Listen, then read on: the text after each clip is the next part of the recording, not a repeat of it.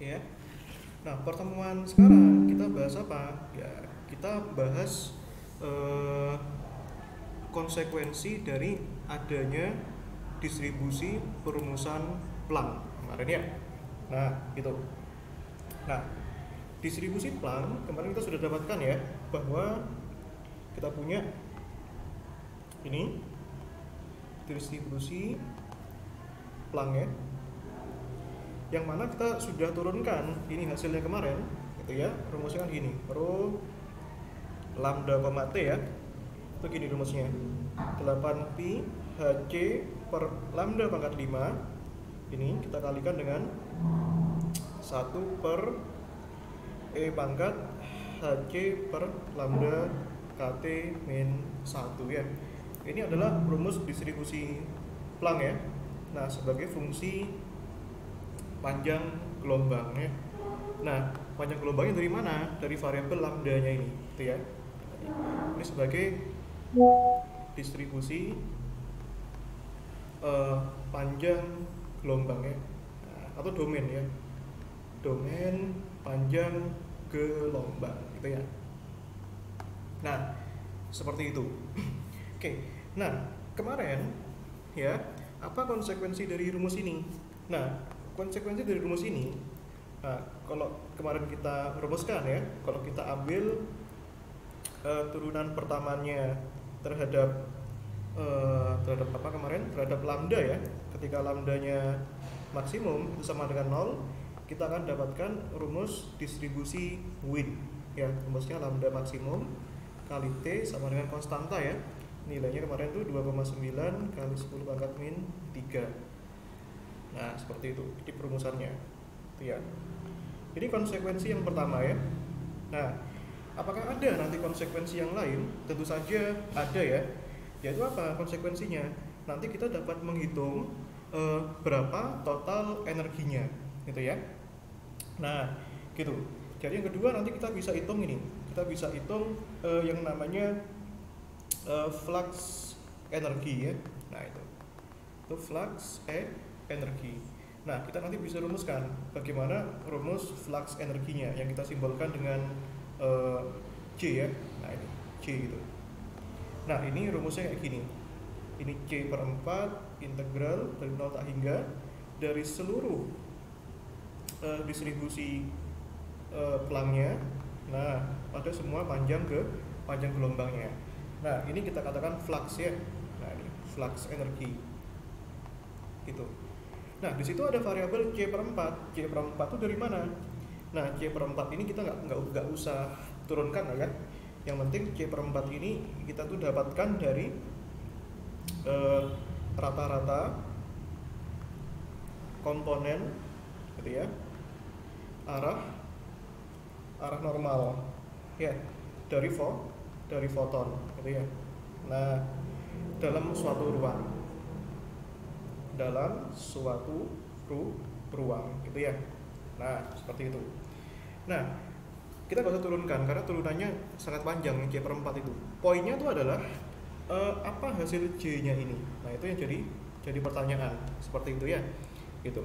Nah, nanti kamu nggak usah sambil nyatet, nggak apa-apa, nyatetnya pelan-pelan aja nggak apa-apa. Nanti catatannya aku bagikan, itu ya, dan rekamannya ada deh. Nah, lalu dari sini, itu ya. Nah, kita bisa hitung nih. Sekarang kita hitung J nih, itu ya, hitung C nih. Nah, J-nya itu tadi rumusnya seperti itu kan ya.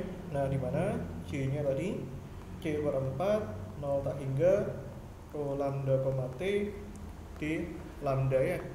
Nah, kita masukkan ini nilai-nilainya. Nah, rho-nya kan tadi itu. Nah, itu ya. Ini C per 4 0 tak hingga 8pi hc per lambda pangkat 5 ya, 1 per e pangkat hc gini ya. Nah, gini toh, d lambda. Nah, jadi mengintegralkan ini itu nanti bukan perkara gampang ya, tapi tetap aja nanti kita ada rumusnya, ada rumus cepatnya seperti itu. Nah, gitu ya. Nah, teknisnya bagaimana? Nah, teknisnya nanti kita lakukan permisalan variabel ya. Nah, itu kita lakukan permisalan variabel ya. Misalnya, Nah, misalnya kita ambil aja ya, misalnya X-nya itu adalah ini ya, HC per lambda KT ya. Nah, tujuannya untuk apa? Untuk ini tuh, biar lebih simplified, biar lebih sederhana. Nah, kalau gitu nanti variabel lambdanya kita punya di sini, ini X ya, ini X, ini lambda ya. Lambdanya di sini HC per XKT gitu ya. Nah, kalau kita turunkan ini deh, ini aku berulang kali ingetin kamu harus bisa turunan gitu ya. Nah, itu turunkan ini terhadap X ya. Nah, gitu ya.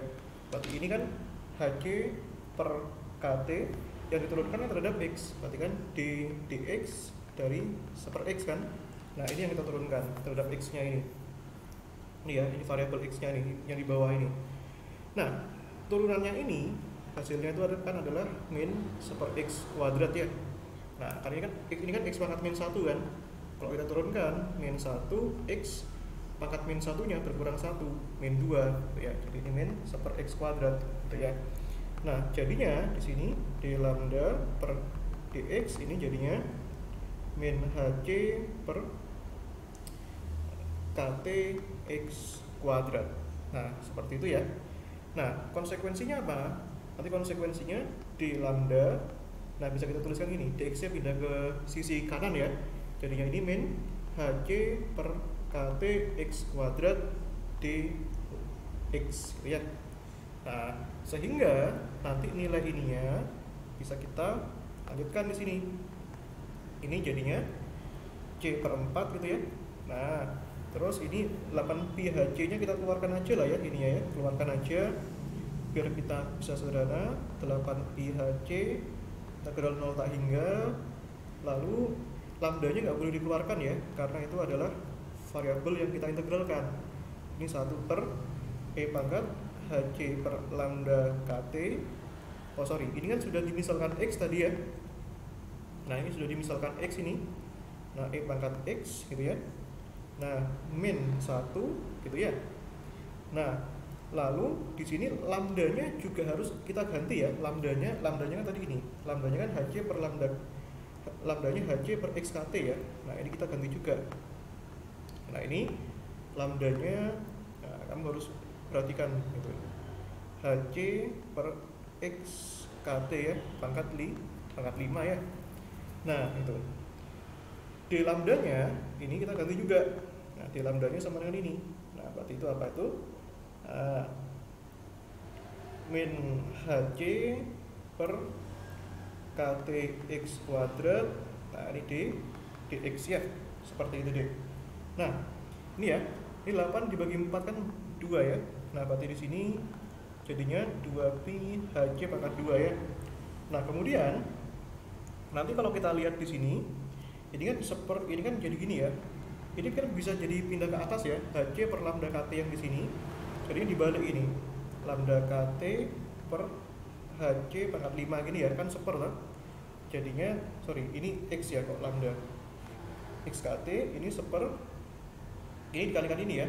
Dikalikan min HC per KT X kuadrat dikalikan seper E pangkat X min 1 dx. Nah, seperti itu ya. Oke. Nah, kemudian nanti kalau kita lanjutkan nanti di sini itu ya. Ini bisa kita teruskan ide. Nah, ini. Ya. Ini itu ya.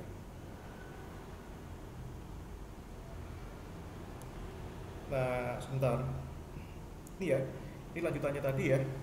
Nah, ini kita bisa proses lagi nih dek. Nah, itu. Nah, ini ya, J ya. Itu, J-nya tadi, flux energinya. Nah, seperti itu.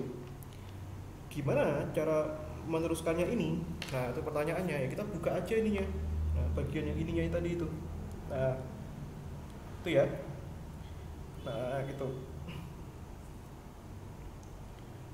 Nah, gimana cara membukanya ini? Nah, itu ya pertanyaannya ya. Nah, ini. Oke. Itu ya.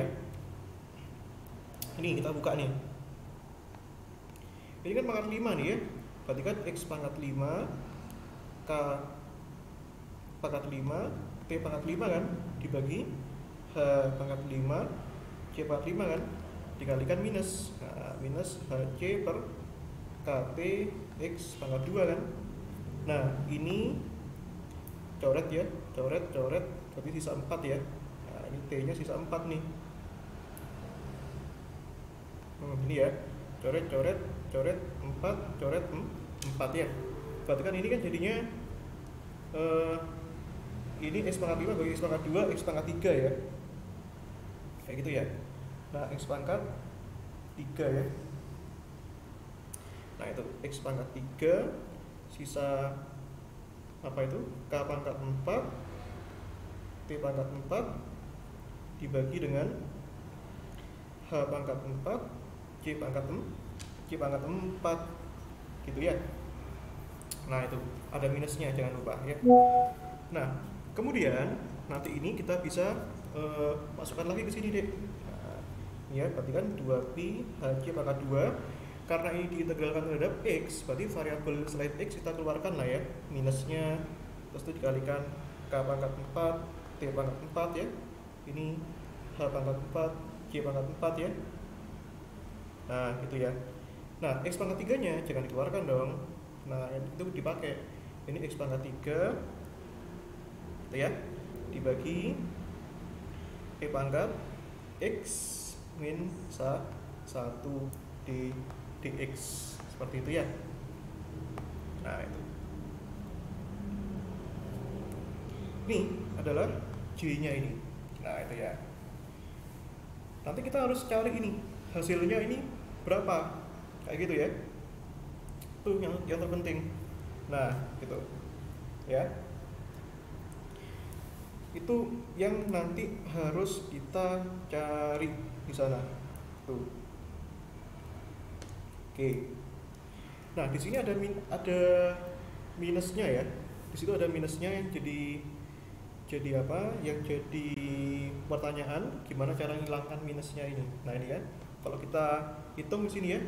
Ini C pangkat 2, C pangkat 4, pangkat 2 ya. Lalu di sini ada H pangkat 1, H pangkat 4, H pangkat 3 ya. Kayak gitu ya. Nah, oke. Lalu gitu ya. Nah, ini kita melupakan sesuatu ini. Kita melupakan apa kira-kira? Kita melupakan masalah batas ya. Jadi tadi kalau kita batasnya kita ubah, kalau kita memisalkan sesuatu dengan seperti ini, maka otomatis batasnya pun juga harus mengikuti ini. Nah, gitu ya. Jadi misalnya kalau kita ambil ini kan lambda ya. Ini kan ketika lambdanya mendekati 0 gitu ya. Ini bayangkan kalau lambdanya 0, berarti x-nya berapa dik? Berarti kan x, kalau gitu, x-nya sesuatu dibagi 0, hc per lambda. Lambdanya kan 0 kan, kalau dibagi 0 kan tak hingga ya. Nah, kalau lambdanya ini mendekati tak hingga, berarti x-nya mendekati berapa dik? X-nya mendekati 0 ya, sesuatu dibagi tak hingga kan 0. Lihat rumus ini, hc per lambda kt ya. Nah, berarti dibalik sekarang batasnya ya. Kalau lambdanya 0, x-nya tak hingga. Jadi ini tak hingga, ini 0 ya. Nah, itu jangan lupa ya. Ini tadi kelupaan ya. Ini kita ganti, ini tak hingga, ini 0 ya. Tak hingga, ini 0 ya. Seperti itu. Nah, jadinya ini minus 2pi itu ya, kalikan K pangkat 4, T pangkat 4 dibagi dengan H pangkat 3, C pangkat 2 ya. Itu. Nah, seperti itu ya. Ini tak hingga 0, gitu.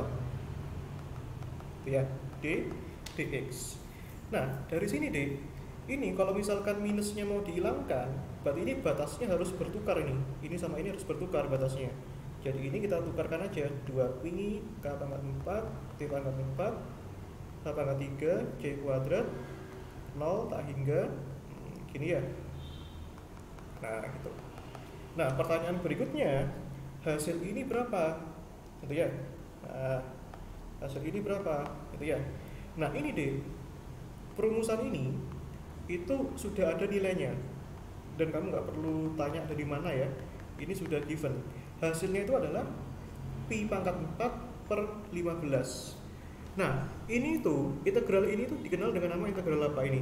Ini integral Riemann zeta ya.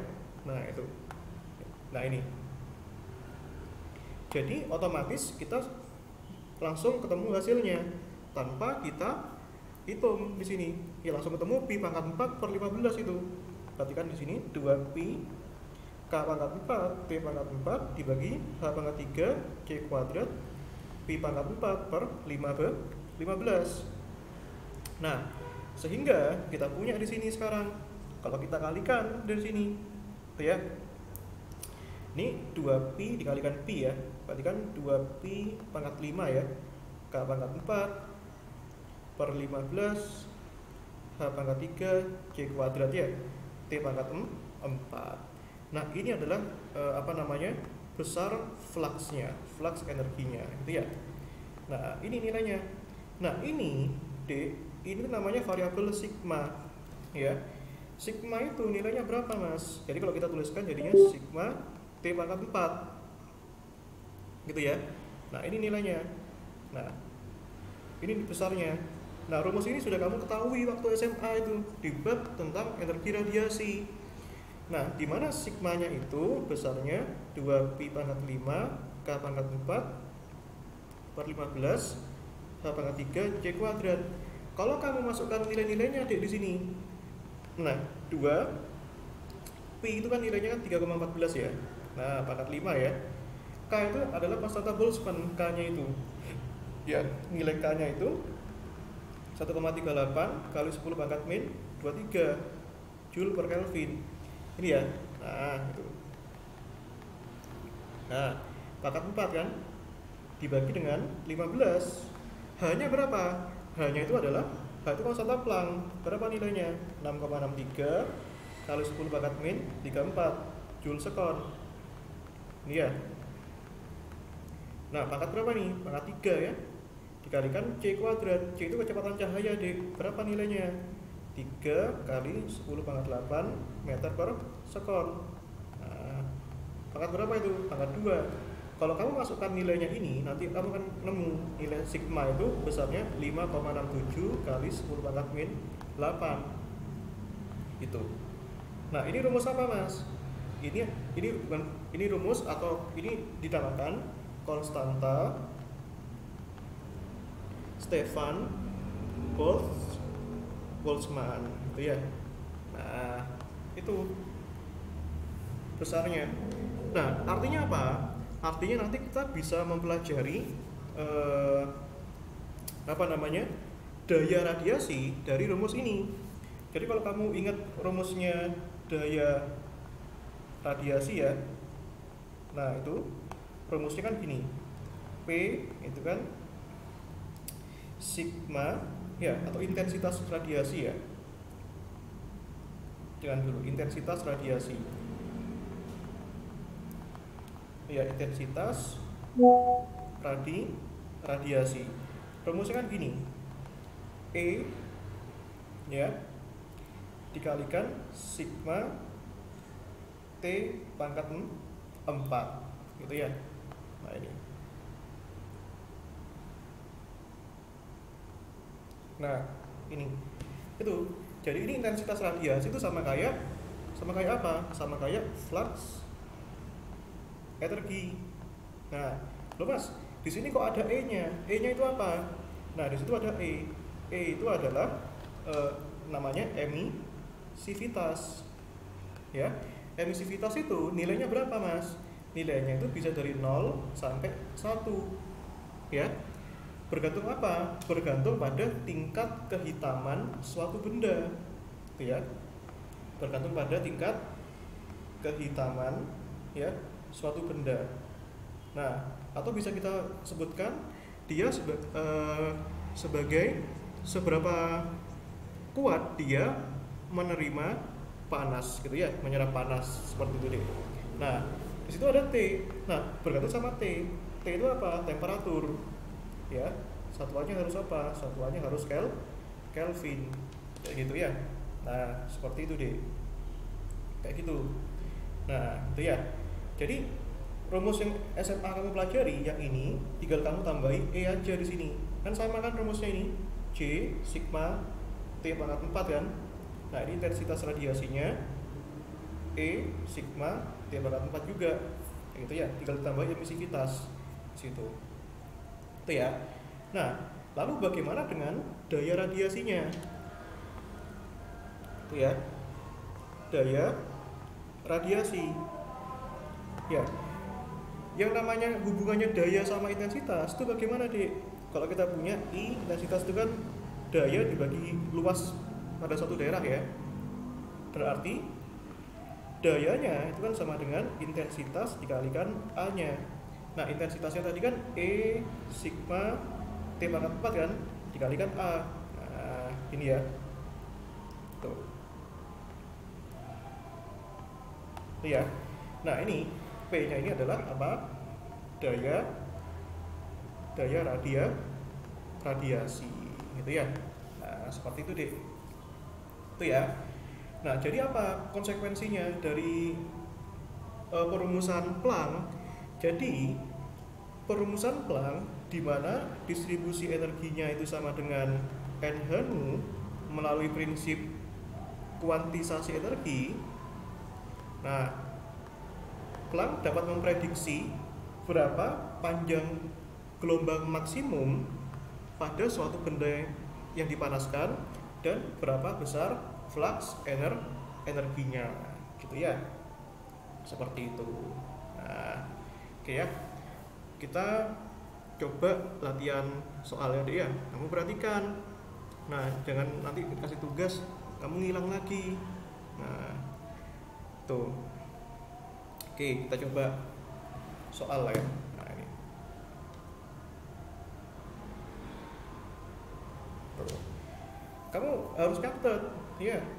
Nanti karena soal-soalnya aku ambil dari catatanku ini, soal-soalnya aku ambil dari catatan. Nah kamu catat, dan ujiannya bisa lihat buku. Kalau sudah lihat buku kamu nggak nyatet, nggak bisa jawab, kamu sangat rugi. Bahkan aku bilang kebancut gitu loh. Tuh jadi yang serius tuh ya. Nah sekarang kita coba bahas ya. Nah jadi sekarang ini misalnya yang pertama nih, nah tentang ini ya, tentukan gitu ya, tentukan panjang gelombang maksimum ya.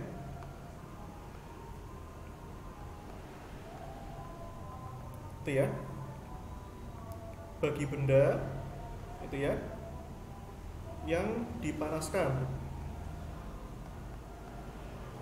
pada suhu ya, yang pertama T 2000 Kelvin ya, yang kedua misalnya T nya adalah 4000 Kelvin ya gitu ya. Nah seperti itu ya, gampang ya. Kita bisa pakai rumus apa ini mas? Kita bisa pakai rumus ya distribusi Wien gitu ya. Nah gimana itu perumusannya? Nah lambda M kali T sama dengan 2,9 kali 10 pangkat min 3 gitu ya. Nah, ini satuannya apa deh? Meter Kelvin ya, jadi satuannya itu harus Kelvin. Kalau nggak Kelvin nggak bisa gitu ya. Nah jadi kalau misalkan belum Kelvin gimana mas? Ya satuannya diubah ke Kelvin gitu ya, seperti itu. Nah kita ubah nih sekarang ya. Nah panjang gelombang maksimumnya itu misalkan yang A ini, nah itu ya, berarti yang A lambda M. Nah, masukkan T nya berapa? 2000 kan. Nah 2000 ya, dikalikan 2,9 kali 10 pangkat min 3. Nah, maka panjang gelombang maksimumnya di sini 2,9 kali 10 pangkat min 3 dibagi 2000 ya. Tuh. Nah, gitu ya. Nah, 2000 itu kan sama kayak, kalau kita bagi ya, 2,9 dibagi 2 itu berapa nilainya? 2,9 dibagi 2 itu, coba kita hitung ya, itu ini ya 14,5 ya misalnya ya. Berarti kalau misalkan 2,9 dibagi 2 itu 1,45. Ini min 3 dikurangi 3 ya, berarti 10 pangkat min 6 itu ya, min 6 meter. Nah itu ya, kita gampangannya pakai satuan yang pakai satuan yang enak lah ya. Kita pakai satuan min 6 itu kan sama kayak mikro ya. Kalau kita 10 pangkat min 6, kita kalikan 10 pangkat 6 mikrometer ya. Nah, jadi apa namanya? 1 meter itu 10 pangkat 6 mikrometer ya. Nah, ini jadinya ini 1,45 apa namanya? Mikrometer gitu ya. Panjang gelombang maksimumnya. Ya. Tuh. Mau pakai satuan angstrom juga boleh, nggak apa-apa. Jadi misalnya mau pakai satuan angstrom nih. Nah, kalau mau pakai satuan angstrom berarti dari sini 1,45, ingat ya, 1 meter itu sama dengan 10 pangkat 10 ya, angstrom gitu ya. Berarti ini dikalikan ya, dikali 10 pangkat min 6 dikalikan 10 pangkat 10 angstrom ya. Berarti ini 1,45 kali 10 pangkat 4 ya, angstrom. Nah, gitu. 1,45 dikali 10.000. Nah, itu berapa? Itu ya. Nanti kamu cari. Ini jawabannya seperti itu. Nah, 1,45 berarti kan sama kayak 14.500 angstrom gitu ya. Nah, seperti itu. Nah, nanti kamu coba juga untuk nomor yang B, yang 4000 Kelvin, tuh ya. Coba kamu di rumah. Itu. Seperti itu ya. Oke. Nah, tuh. Sama juga, nanti kita bisa juga mencari tentang daya radiasi, gitu ya. Yang kedua itu. Tuh. Nah, daya radiasi. Jadi misalnya deh, tentukan daya radiasi pada objek benda hitam ya, benda hitam sempurna gitu ya, misalkan gitu. Nah, sempurna gitu ya, hitam sempurna dengan suhu ya, misalkan suhunya, nah misalkan dengan suhunya berapa nih misalnya, misalkan dengan suhunya 27 derajat Celcius ya, yang menyinari luasan 2 meter per persegi gitu ya. Nah, seperti itu deh. Ya, kamu tuliskan dulu diketahuinya apa aja di situ. Nah, di sini ada apa nih? Di sini ada suhu ya. Suhunya 27. Tulis itu. Suhunya 27 derajat Celcius. Nah, kalau ini kamu jadikan Kelvin, berarti kan jadinya 300 kan? 300 Kelvin kan? Nah, di sini luasannya itu 2 meter kuadrat. Nah, berarti A-nya itu adalah 2 meter kuadrat ya. Nah, ini jangan lupa ya, dari Celcius ke Kelvin itu kan ditambah 273 ya. Nah, gini aja ya, biar kamu nggak lupa ini. Nah, di sini ada kata-kata apa ini? Ada kata-kata benda hitam sempurna. Kalau benda hitam sempurna itu emisivitasnya itu 1 ya. Nah, itu.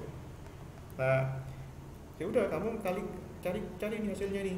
Berarti dari sini ya, kamu akan dapatkan P-nya itu tadi E sigma AT pangkat 4 kan.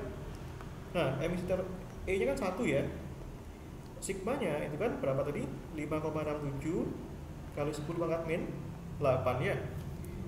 Nilai A-nya itu adalah 2 ya. Satuannya sudah meter kuadrat nih, aman ya. T-nya 300, berarti 300 pangkat 4 ya. Nah, ini kamu harus hitung ini sendiri nanti. Ya, kalkulator lah. Gampang ya. 300 pangkat 4. 3 pangkat 4 itu kan 81 ya. Berarti 81. Nah, kamu hitung itu. Coba kita hitung deh. Berapa hasilnya? 300 pangkat 4 kalikan 5,67 itu.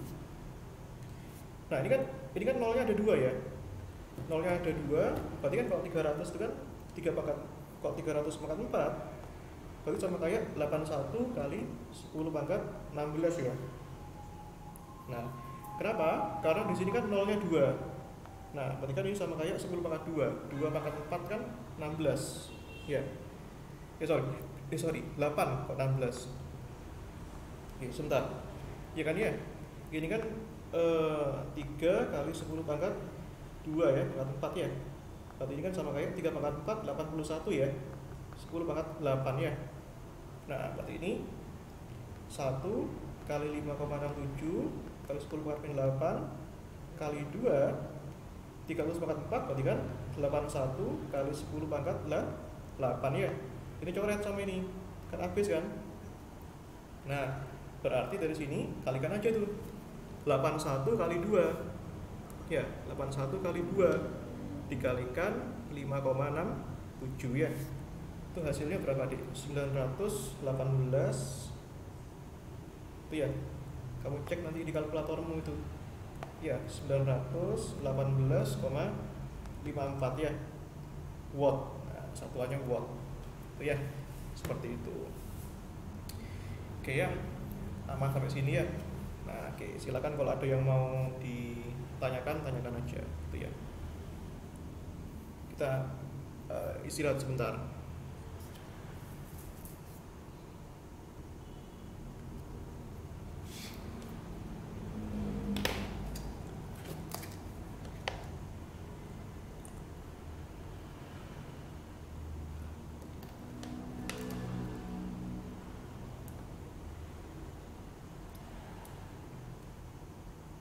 Oke, nanti kita tuh perlu pengganti kuliah-kuliah yang nggak hadir kemarin. Itu banyak sekali. Nah, itu nanti kita lakukan ya. Bisa di hari Jumat, bisa di hari Sabtu, bisa di hari Ahad, Minggu.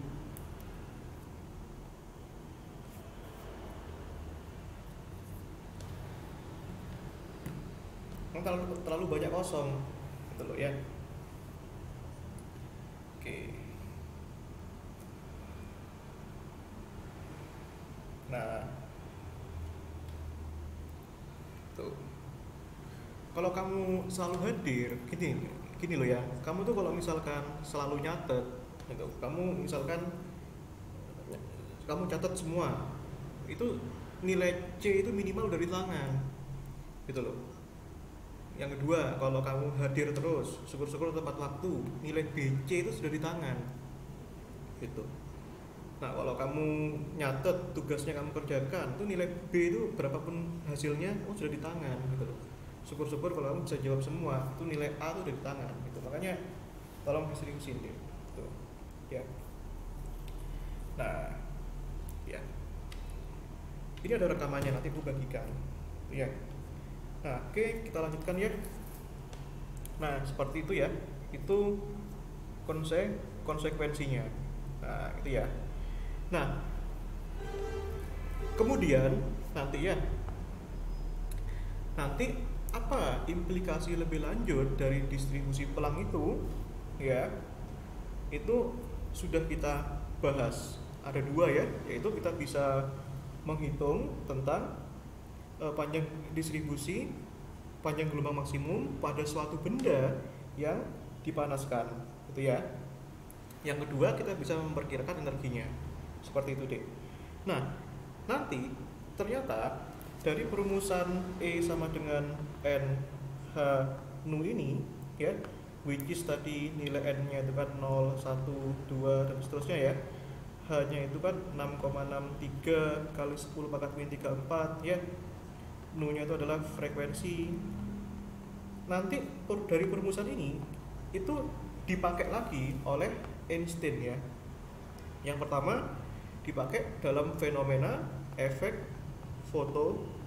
fotolistrik. Itu deh. Itu ya. Jadi efek fotolistrik. Nah, kita review juga nanti efek fotolistrik itu apa. Seperti itu ya. Nah nanti kita juga bisa bahas ini dari sisi yang lain, yaitu dari sisi apa yang kita sebut dengan efek Compton itu deh. Nah, kemudian nanti kita bisa bahas juga yang ketiga, itu yang kita sebut dengan hipotesis itu ya, de Broglie itu ya. Dan yang keempat itu kita bahas tentang yang namanya difraksi elektron itu ya. Nah, jadi dari ini semua itu adalah fenomena kuantum ya. Nah, dari semua fenomena ini itu kita membahas apa? Kita tuh membahas tentang yang namanya dualisme ya.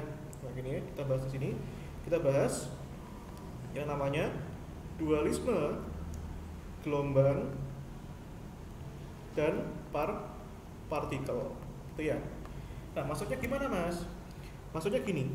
Jadi kalau kita misalkan kita bahas secara klasik ya. Nah, kita bahas dulu sebelum ke klasik, kita bahas dulu bahwa di dalam fisika itu, Dek, di dalam fisika objek itu ada dua jenis, yaitu apa, Dek? Ada partikel dan ada yang namanya gelombang ya. Nah, di fisika itu ada dua, ada partikel, ada gelombang itu ya. Nah, masing-masing ini apa? Itu. Nah, masing-masing ini itu diidentifikasikan dengan besaran fisisnya. Kalau partikel itu diidentifikasikan dengan adanya massa ya, kita sebut dengan M. Kalau gelombang itu identifikasinya itu adalah panjang gelombang gitu ya. Nah, panjang gelombang lambda. Tapi kalau misalkan kita bahas secara kuantum nanti, nah, dari yang namanya partikel dan gelombang ini itu saling berhubungan satu sama lain, Dik. Itu ya. Jadi pada apa? Pada suatu objek bisa terdapat dua entitas sekaligus, gitu ya. Nah, jadi misalnya DI 100. Nah, kerja di sekolah A sama Universitas Bilfat, berarti ada dua identitas, gitu ya. Tapi ketika DI 100 kuliah di Bilfat, berarti DI 100 adalah pegawai sekolah yang lagi kuliah di Bilfat. Kalau misalkan kerja di sekolah, berarti mahasiswa Bilfat yang lagi kerja di sekolah. Jadi itu ada dua entitas. Tapi kalau misalkan klasik itu enggak. Jadi klasik itu terpisah keduanya. Massa ya massa, gelombang ya gelombang. Seperti itu. Nah, contohnya bagaimana? Nah, kita bahas misalkan dualisme gelombang partikel, gitu ya. Jadi biar kita itu enggak salah paham, deh. Itu ya. Jadi yang pertama kita bahas dulu dengan yang namanya di sini adalah efek fotolistrik ya. Nah, apa itu efek fotolistrik, Mas? Nah, gitu ya. Jadi efek fotolistrik itu adalah ya peristiwa. Nah, kita tak jelaskan kata-katanya itu. Peristiwa tereksitasinya elektron, gitu ya, akibat foton, gitu ya. Jadi maksudnya gini, deh. Jadi misalnya kita punya rangkaian listrik ya. Nah, kita punya rangkaian listrik gini, deh. Nah, dengarkan baik-baik. Ini ya. Nah, rangkaian listrik itu kan ada yang sisi plus dan ada yang sisi minus ya. Nah, seperti itu. Kemudian dari sini ini ada suatu tabung. Ya. Suatu tabung gitu ya. Nah, gini. Seret. Gini ya. Nah, ini sisi yang sini itu plus, ini minus ya, karena terhubung dengan plus dengan yang minus. Ini sisi katoda, ini anoda ya. K itu apa? Katoda. Yang A itu apa? Anoda. gitu ya. Terus nanti deh di sisi katode ini, di sini tuh ada elektron-elektron deh. Elektron ya. Nah, elektron-elektron ini berjejer. Jadi E itu apa? Elektron. Gitu ya. Nah, itu. Lalu bagaimana pada suatu rangkaian listrik itu dapat timbul arus, Dek? Bagaimana logikanya, Dek? Bagaimana ceritanya arus listrik itu bisa bergerak? Apa hubungannya dengan elektron? Nah, kamu harus tahu bahwa yang namanya arus listrik mengalir itu karena elektron yang bergerak. Nah, gimana caranya biar bergerak elektronnya? Itu pertanyaannya. Bagaimana cara arusnya bergerak? Harus ada muatan elektron yang bergerak. Ya. Bagaimana cara elektron bergerak? Caranya kita sinari dengan suatu foton. Ya, kita sinari. Ya. Nah, ini foton. Itu, foton. Ya, foton itu apa, Mas? Foton itu cahaya. Iya, ini foton. Nah, itu ya. Sehingga akibatnya karena ini sudah disinari foton, berarti nanti ini elektronnya akan bergerak. Gitu ya, elektronnya akan bergerak. Seret. Nah, iya. Karena elektronnya bergerak, berarti nanti arusnya juga bergerak. Nah, timbul arus seperti itu. Nah, pertanyaannya, jumlah foton yang seperti apa yang nanti yang membuat foton yang bagaimana yang membuat elektron itu dapat tereksitasi, gitu ya. Jadi ceritanya nanti ada yang namanya elektron, ada dua variabel di sini nih. Ada yang namanya elektron, ada yang namanya foton, ya. Masing-masing sudah pasti punya panjang gelombang sendiri-sendiri. Nah, fotonnya punya panjang gelombang lambda, elektronnya punya panjang gelombang lambda 0, gitu ya. Ini lambda 0, ini lambda. Nah, apa itu masing-masing, Mas? Nah, lambda 0 ini adalah panjang gelombang ambang ya. Nah, kalau lambda ini itu adalah panjang gelombang foton ya. Nah, seperti itu. Ya. Itu deh. Nih. Tuh. Nih ya. Nah, pastinya deh masing-masing itu mereka punya energi sendiri-sendiri. Nah, kita asumsikan satu foton ya. Kalau satu foton kan kita ikut rumus NH nu tadi ya. Nah, E itu kan berarti dari sini energi elektronnya itu adalah energi elektronnya itu adalah NH nu 0 ya. Nu 0 ya. Nah, itu. Kalau kita ambil fotonnya sama juga berarti kan NH nu ya. Jadi ini punya panjang gelombang ambang dan frekuensi ambang. Jadi nu 0 itu adalah frekuensi ambang ya. Nah, ini nu itu ya. Nah, ini itu adalah frekuensi ambang ya. Nah, nu ini itu adalah frekuensi dari apa? Foton. Ya, seperti itu. Sorry. Nah, sebentar. Ya, frekuensi foton. Itu deh. Ya. Tuh. Nah, lalu dari sini kita ingat ya bahwa rumusnya apa? Rumusnya frekuensi itu apa, Dik? Rumusnya frekuensi itu kan C dibagi lambda ya. Rumusnya nu itu kan C dibagi lambda ya. Nah, berarti dari sini ini NH C, nu-nya C per lambda 0, yang ini NH C per lambda ya. Nah, sekarang kita ambil aja satu foton ya. Kita ambil satu elektron ya, satu elektron yang ditabrak oleh satu foton ya. Kalau kita ambil satu berarti N-nya satu kan. Nah, gitu ya.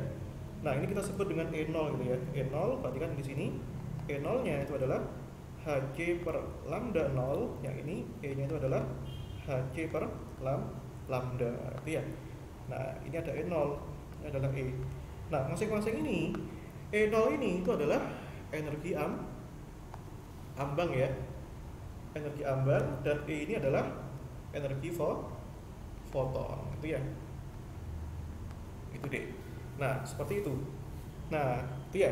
Ini kita masih apa namanya merumuskannya, gitu ya. Nah, seperti itu. Nah, kadangkala E0 ini juga disebut sebagai yang namanya ini deh, yang namanya fungsi kerja. Itu bisa juga disebut itu. Nah, fungsi kerja, gitu ya. Kadang-kadang disebut seperti itu di dalam buku deh, kayak gitu ya. Nah, ini harusnya sudah kamu pelajari di fisika modern ya. Nah, kemudian dari sini, nah, bagaimana syarat agar elektron tereksitasi deh, gitu ya. Gitu ya. Nah, itu. Jadi kan harapannya nanti elektron-elektron di sini itu bisa mencelat, gitu ya. Sama kayak gini. Nah, sama kayak ini, biar bisa nabrak ini, itu logikanya gimana deh? Secara logika. Artinya, logikanya energi yang ini dibanding yang E0 itu harus lebih besar. Ya, kayak kamu bisa mendorong temanmu sampai jatuh karena energimu lebih besar dibandingkan energi temanmu. Kan logikanya seperti itu. Tuh ya. Berarti agar tereksitasi, berarti energinya itu harus energi fotonnya harus lebih besar dari energi ambangnya, fungsi kerjanya, gitu ya. Nah, seperti itu. Nah, sehingga kalau seperti ini, kalau energi fotonnya lebih besar dibandingkan energi elektronnya, energi ambangnya, maka kesimpulannya elektron akan bergerak. Ya. Nah, kalau elektron bergerak, berarti punya apa deh? Punya kecepatan, punya V. Kalau punya V punya apa deh? Punya energi kinetik. Ya. Energi kinetik rumusnya apa? Setengah mv kuadrat. Jadi elektron tereksitasi itu menimbulkan energi kinetik dengan syarat E-nya harus lebih besar daripada E0. Maka kesimpulannya variabel yang lebih besar taruh di depan. Nah, itu ya. Seperti itu. Nah, apa yang terjadi kalau misalkan E sama dengan E0? Itu ya, apa yang terjadi dek kalau misalkan energi fotonnya sama dengan energi ambangnya? Ayo, apa yang terjadi dek Imratus?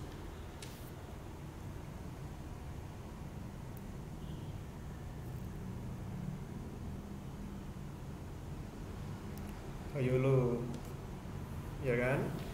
Nggak jalan nih logikanya nih. Mana? Aku tunggu. Tuh. Sama itu. Kamu dorong temanmu, energinya sama. Bisa jatuh nggak temanmu? Kalau energinya besar bisa jatuh. Bisa. Kalau energinya sama, ya kamu logikanya harus jalan deh. Fisika itu nggak melulu matematik, tapi kamu bisa kaitkan matematiknya di sini. Ini sama dua besaran, kalau nilainya sama dikurangi hasilnya 0, masukkan ke sini. Nah, 0 kurangi 0, 0. Kalau energi kinetiknya 0 artinya apa? Kecepatannya juga 0. Kecepatannya 0 itu artinya apa? Elektronnya nggak bergerak, nggak mampu dia bergerak, seperti itu.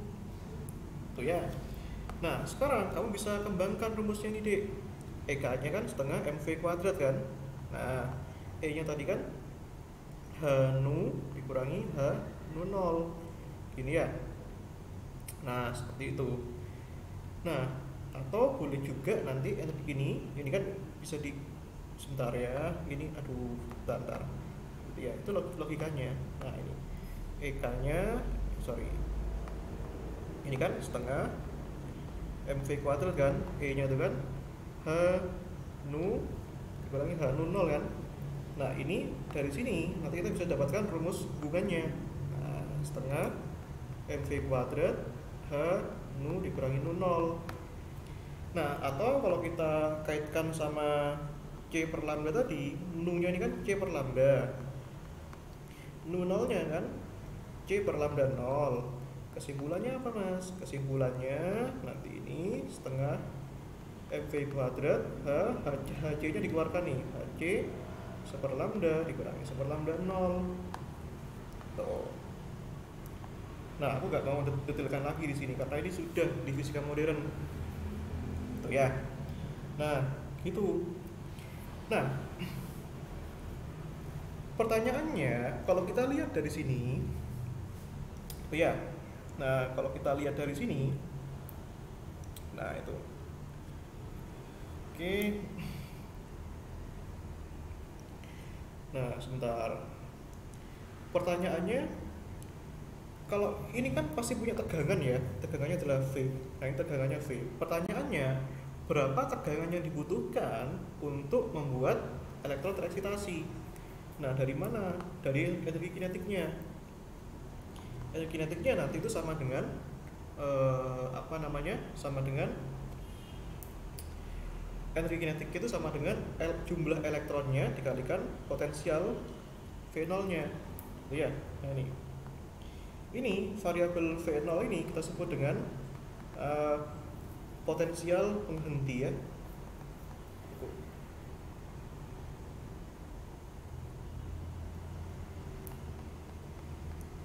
Nah, itu ya. Nah, cuma aku nggak mau lebih jauh dari sana. Tapi pertanyaannya gini, tadi kan disebut bahwa dualisme gelombang partikel. Ada dua entitas di sana, gelombang dan partikel. Pertanyaannya, dualismenya di mana? Itu ya pertanyaannya ya. Dualismenya di sini.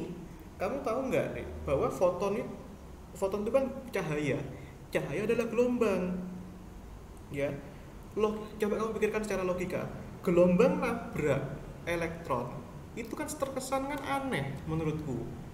Gelombang nabrak, yang namanya nabrak itu kan bersentuhan itu kan ciri-ciri dari partikel. Nah berarti disitulah dualismenya.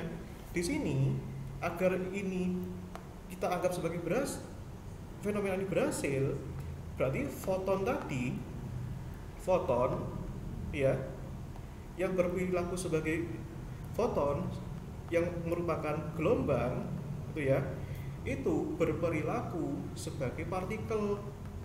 Kenapa harus berperilaku sebagai partikel? Agar dia bisa nabrak. Karena dia nabrak, berperilaku sebagai partikel ya. Nah, gitu.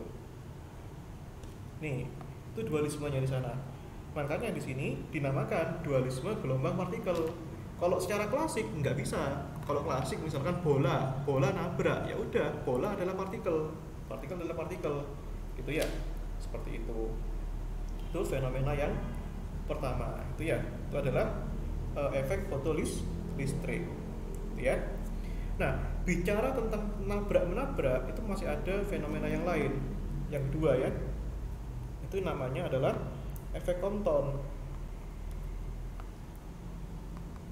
Itu ya, efek Compton itu ya.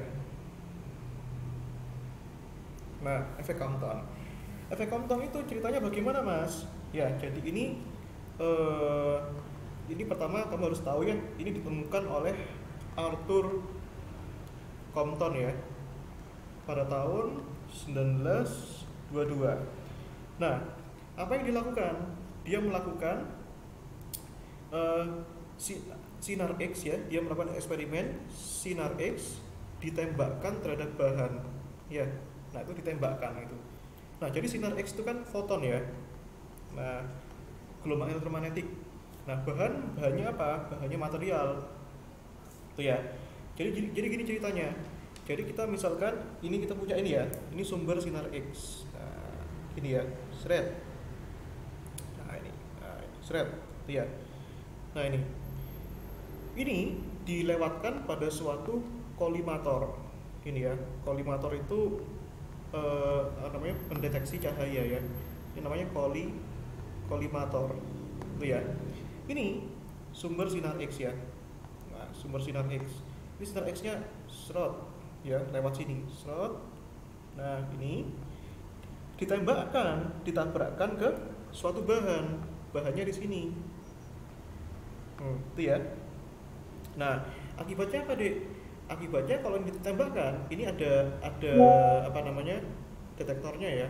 Nah, ini kalau ini ditembakkan ke sini, akibatnya apa? Ini belok. Nah, serot, terhambur ya. Nah, ini sinar X-nya terhambur. Ini sinar X terhambur. Belok dia ya. Kalau belok berarti dia punya sudut ini ya, theta gitu ya. Nah, seperti itu. Nah, tapi ada juga nanti bagian sinar X yang nggak terhambur itu ke sana. Seperti itu ya. Nah, dari sini dipasang suatu bahan yang suatu alat yang namanya apa? Yang namanya spektrometer. Spektrometer, itu ya. Spektrometer itu apa? Untuk mendeteksi cahaya yang berbelok. Itu ya. Itu ya. Jadi, ceritanya gini, kalau kita gambarkan ya secara matematika ya. Jadi kalau kita punya ini foton ya, ini foton ya. Foton panjang gelombangnya lambda nabrak suatu elektron ya. Akibatnya apa? Akibatnya kenapa kita katakan elektron? Ya karena dia kan menabrak bahan. Asumsikan bahannya itu terdiri dari banyak elektron-elektron. Nah, ini akibatnya apa, Dek? Fotonnya yang warna merah nih. Fotonnya belok, elektronnya juga belok. Nih ya. Nah, ini. Paham ya? Kamu kalau tahu permainan biliar, ya, bola sodok itu. Kalau kamu main cetak gitu ya, bolanya kan belok. Nah, dua-duanya belok. Fotonnya belok. Nah, fotonnya belok ke sana dengan sudutnya misalnya apa ya, theta. Nah, yang ini sudutnya theta 0 gitu ya. Nah, apa akibatnya fotonnya belok, Dik? Akibatnya adalah panjang gelombangnya berubah. Ya, yang semula lambda ini jadi lambda 0. Nah, seperti itu. Gitu ya. Seperti itu. Nah, hamburannya. Itu ya, itu namanya apa? Namanya hamburan Compton. Itu ya. Apa kesimpulannya dari sini? Dualismenya di mana? Dualismenya itu ya. Nah, dualismenya di sini itu yang pertama. Ini kita tambahkan ya. Nanti kesimpulan yang pertama di sini. Nah, foton itu nanti berperilaku sebagai partikel. Nah, kenapa? Karena dia nabrak. Itu ya. Yang kedua, kan ini kan tabrakan. Berarti kan terjadi tumbukan. Tumbukannya seperti apa? Tumbukannya itu tumbukan yang elastis. Nah, gitu ya. Nah, seperti itu. Maka nanti kamu bisa merumuskan ini. Itu ya, bagaimana momentumnya. Itu ya. Nah, kalau kita gambarkan secara momentumnya kan gini ya. Ini kan fotonnya ke sini. Nah, misalnya aja momentumnya itu kan P gitu ya. Terus ini foton yang terhambur ini itu adalah P0 gitu ya. Nah, seperti itu. Nah, yang ke sini itu apa? Yang ke sini itu ada elektron. Ya. Ini kan ini adalah P, ini adalah P0. Nah, yang ke sini siapa? Elektron ya. Elektron tuh misalnya aja momentumnya adalah PE gitu ya. Momentum elektron. Itu ya. Nah, rumusnya momentum gimana? Nah, momentum itu rumusnya kan gini ya. Bukan M kali V. M kali V kan klasik ya. Nah, kalau kita lihat di sini ya, ini kan sudutnya berapa tadi? Ini theta, yang ini theta 0 ya. Nah, itu. Berarti kalau kamu lihat di sini, ini bisa diproyeksikan. Ini diproyeksikan ke sini, itu jadinya P0 cos theta ya. Yang PE ini diproyeksikan ke sini, itu jadinya PE cos theta 0 ya. Itu kan jadi ada dua vektor sekarang ya. Ini ke sana, ini ke sana. Ini P0 tak proyeksikan ke sini, ini jadinya jadi sin ya, P0 sin theta. Ini ke bawah, ini jadinya P0 sin theta 0 gitu ya. Nah, artinya apa? Artinya nanti kita bisa rumuskan perumusan efek Compton dari hukum kekekalan momentum ya. Nah, ini. Jadi kalau kita tuliskan ya, ini apa? Hukum kekekalan momentumnya. Itu ya. Nah, dari sini kita bisa tulis sini ya. Nanti dari sini deh ada pada arah X ada arah Y. Jadi kita tuliskan dulu ya. Nah, berapa momentum foton? Momentum ini ya. Momentum foton datangnya. Ya, momentum foton datangnya. Itu P-nya itu. Ini. Nah, rumusnya itu gini ya. Rumusnya momentum itu gini. E dibagi C. Ya. Jadi itu apa namanya? Ini fotonnya energinya lambda. Panjang gelombangnya lambda, energinya E. Ini panjang gelombang yang terhambur lambda 0, energinya E0. Nah, kalau elektron kan nggak ada panjang gelombangnya. Nah, itu ya.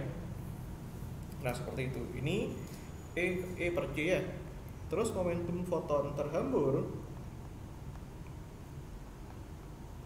itu ya rumusnya ya.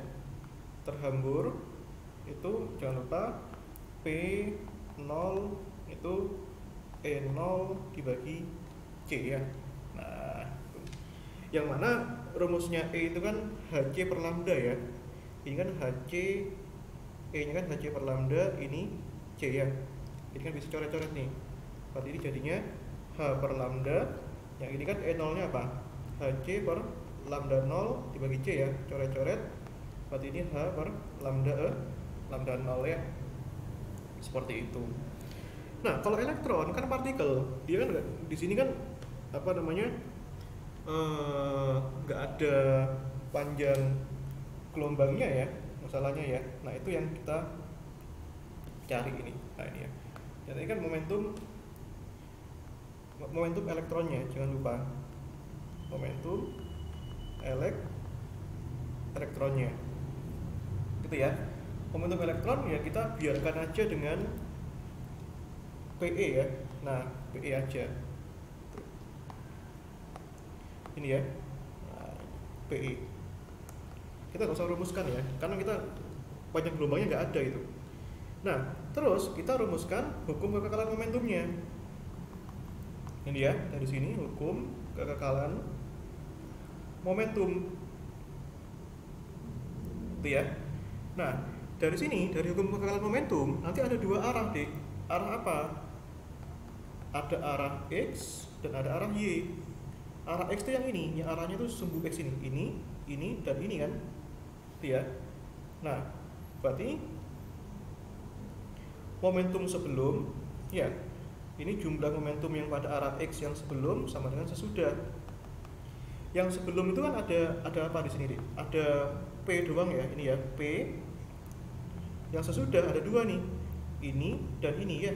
Berarti itu ada PE cos theta 0 ditambah PE cos apa? P0 ya. Yang PE cos theta 0, P0 cos theta ya.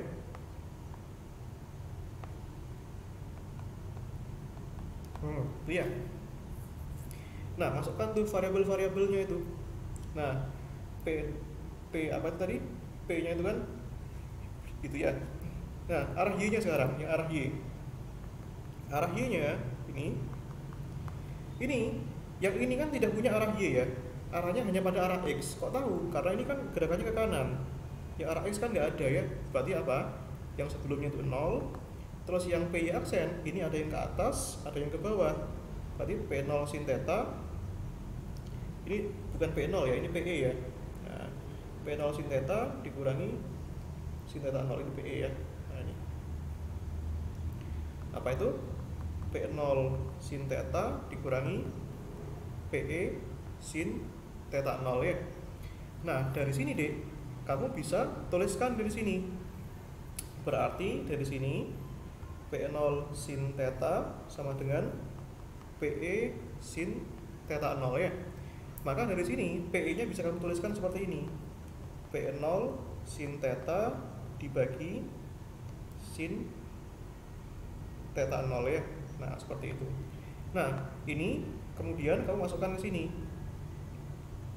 Itu ya, kamu masukkan ke situ. Nah, jadinya gimana, Dek, kalau masukkan ke situ? Nah, berarti ini kan P ya sama dengan PE ya. PE-nya itu kan ini ya. P0 ini loh. Kamu fokus. P0 sin theta dibagi sin theta 0 kan, dikalikan cos theta 0 ya. Nah, tambahkan P0 cos theta gitu ya. Seperti itu. Nah, ini seperti ini. Nah, itu ya. Tuh. P. Nah, gampangannya gini. Kita bagi kedua sisi dengan, jadi gini ya. Ini kan ada cos dibagi sin ya. Berarti kan ini P0 sin theta cos dibagi sin kan sepertan ya. Berarti ini kan tan theta 0 ya. Ditambahkan P0 cos theta ya. Nah, kamu masukkan masukkan apa ini? Masukkan ini nih ya. P-nya H per lambda, P0-nya H per lambda 0. Itu ya. P-nya H per lambda. Jadi P0-nya keluarin aja ya. Ini keluarin aja. Nah, kita keluarin aja dulu ya. Ini P, ini P0. Nah, gini ya. Sin theta per tan theta 0 plus cos theta ya. Gitu. P-nya itu kan H per lambda ya. P0-nya H per lambda 0 ya. Ini sin theta per tan theta 0 ditambah cos theta gitu ya. Seperti itu. Tuh. Nah. Tuh. Nah, sekarang nanti kita hitung deh. Berarti lambda ini kan coret ya, lambdanya hanya coret ya. Berarti ini kalau kita buat ya, ini kan 1 lambda sama dengan itu. Ini kan gini, 1 lambda 0. Ini samakan penyebutnya ya. Nah,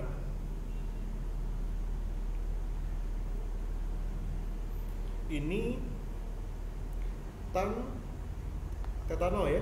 Ini berarti kan sin theta ditambah cos theta dikalikan tan theta 0 ya.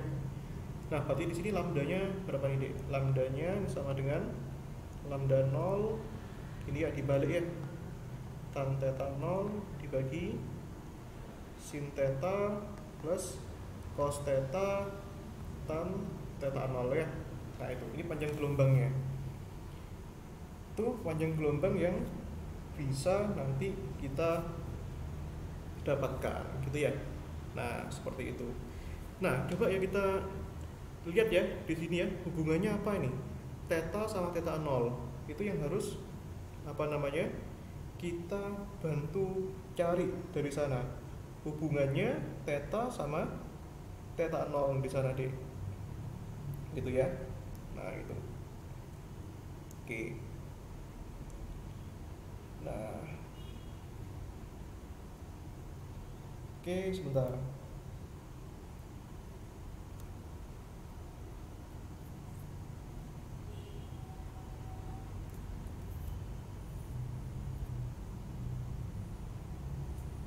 Itu ya. Ini arah X tuh ya, harus tahu nih.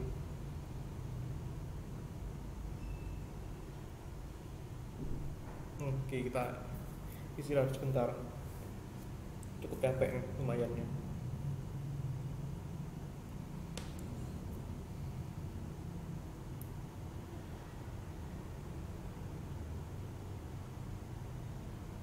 Oke ya, ini lambdanya ya.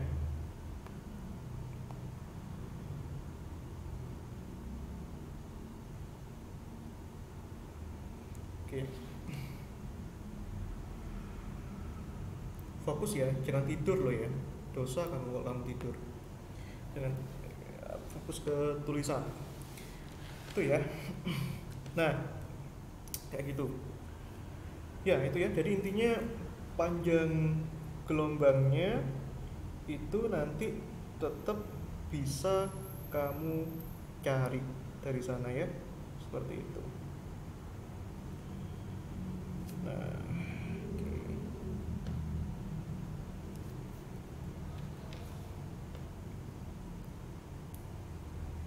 Bentar.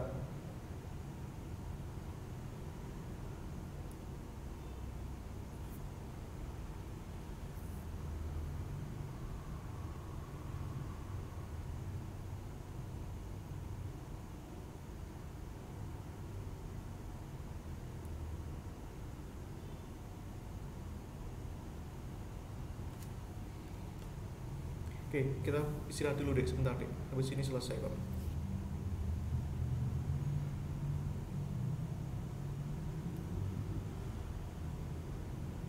Nah, ini yang aku maksud. Kalau kamu apa namanya bisa datang sejak awal, itu pembahasannya bisa banyak gitu. Selama ini kita kuliah 1 jam itu salah. Meskipun yang lain melakukan juga. Nah, itu 1 SKS doang, sedangkan kamu tuh 4 SKS. Jadi satu pertemuan tuh 100 menit, 100 menit. Nah, ini tak diskon 10 menit deh, 90 menit biar kamu istirahat. Itu ya. Nah,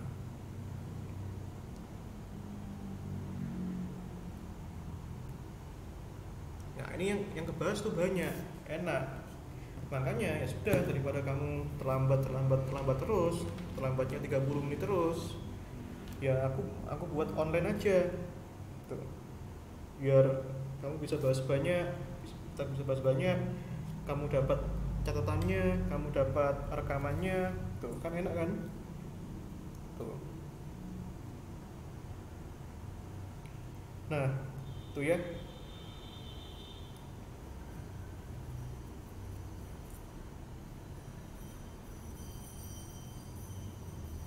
Nah ini eh tuh ya, ini baru lambdanya ya. Nanti kita masih ada apa namanya pertanyaan di sini. Ini kan masih masih apa namanya menggunakan hukum kekekalan momentum ya, pada arah x dan pada arah y ya. Yang belum itu adalah bagaimana perumusan dari kekekalan energinya. Nah itu ya. Nah karena harus mematuhi hukum kekekalan energi juga.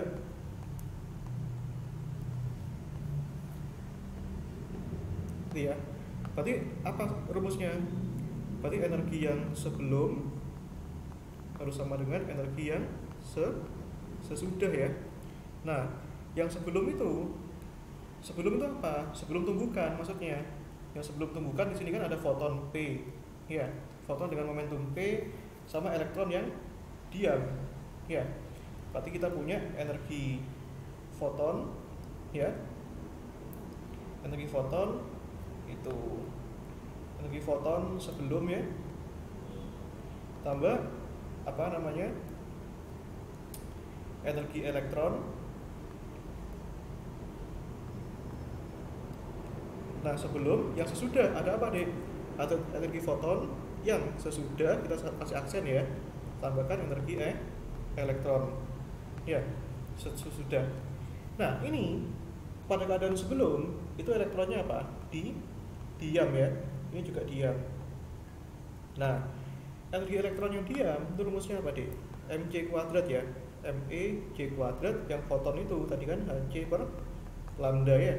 Yang foton setelah rumusnya apa tadi? Hc per lambda ya, lambda 0 tadi ya. Itu sebentar, tadi apa? Lambda 0 ya. Nah itu. Nah kita buat aja lambda aksen, lambda 0 ya, gak apa-apa lah ya, lambda 0 di sini. Nah itu sebentar, ini tak ganti aja ya. Ini jadinya lambda aksen aja ya. Nah ini energinya ya aksen gitu ya, biar lebih enak. Itu ini P nya P aksen, P0 nya P aksen. Ini pentingnya simbolis ini salah ini. Bukan salah tapi nggak nyaman aja. Ini ya aksen gini ya. Ini yang P0 tak ganti P aksen.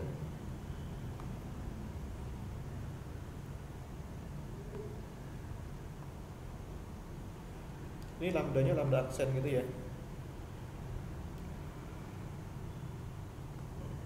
Sorry biar kita itu ya.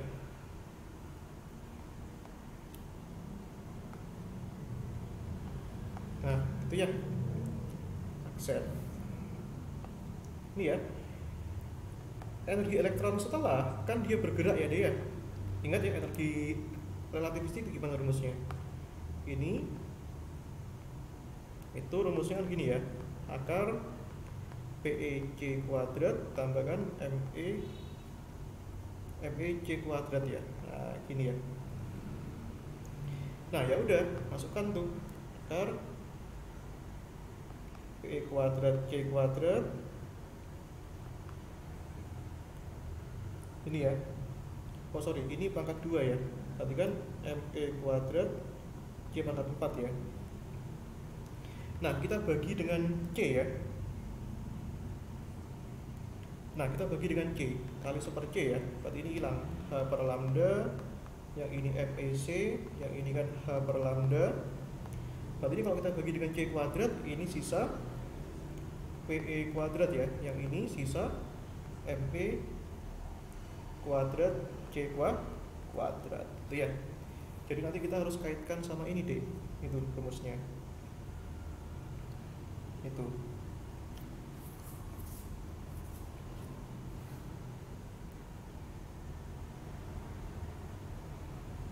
Nah, dari sini ini bisa diubah ya. Berarti kan di sini akar